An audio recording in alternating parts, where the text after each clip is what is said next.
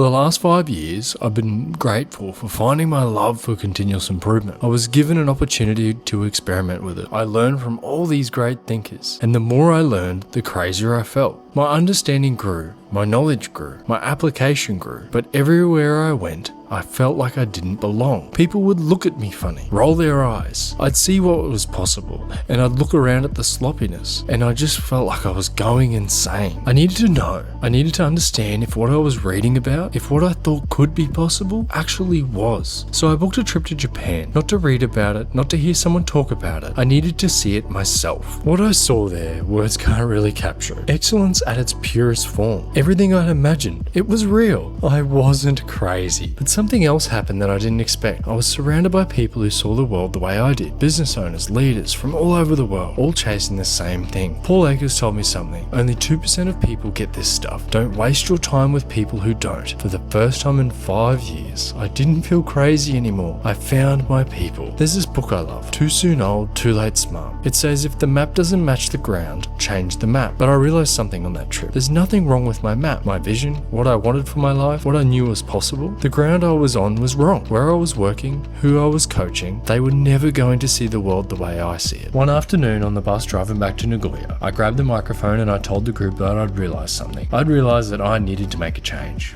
where I'm surrounded by like-minded people. The next day, we visited a post office. We watched them work with such precision, such respect for the process. Afterwards, Paul and Mummy-san gave us each a postcard. They asked us to write a message to ourselves, something we wanted to take home. I wrote, stop playing it safe, stop aiming for small things, memento mori, aim high, focus on flow, smile, and I meant it. I have 3 daughters. When my oldest, Adeline, was only a couple of weeks old, I had a dream. In it, she was all grown up. She told me that she wanted to be a professional ballet dancer. And I told her, you can do it. You can chase your dreams. And then she looked at me and said, why should I, Dad? You never have. That dream has never left me. I tell my daughters they can chase their dreams, that if they work hard enough, they can achieve anything. But what kind of example am I setting if I don't do the same? I don't want to be a hypocrite. I want to be a living example. I want to show them it's possible. After I told the group on the bus that I decided that I need to make a change, Paul gave me this great advice. He said, every 30 days an opportunity comes into your life, but you have to be ready for it. You have to be willing to accept it. You have to know yourself, know your purpose,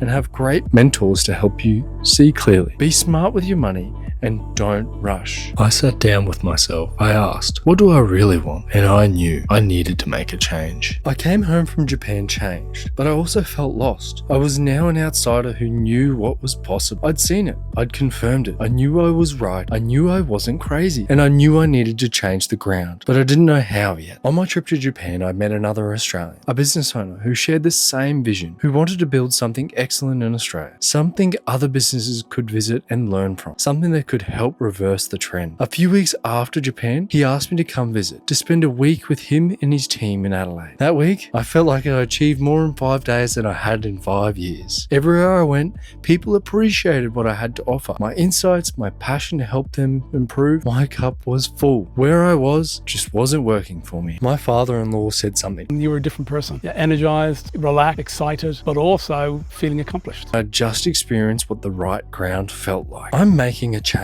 I'm changing the ground. I'm leaving behind what's comfortable and familiar. It's not the easy choice. My wife and I are moving our family to a new state, far away from our comfort zone, leaving everything we know. But I wrote these words in Japan. Stop playing it safe, aim high, focus on flow, smile, and I meant them. Paul also told me, focus on yourself, improve what you do, and your opportunities will come. I did that. Every moment of every day, I looked within and worked on myself, and the opportunity came. Now it's time to do something about it. Good morning, James. Welcome to Steed Form.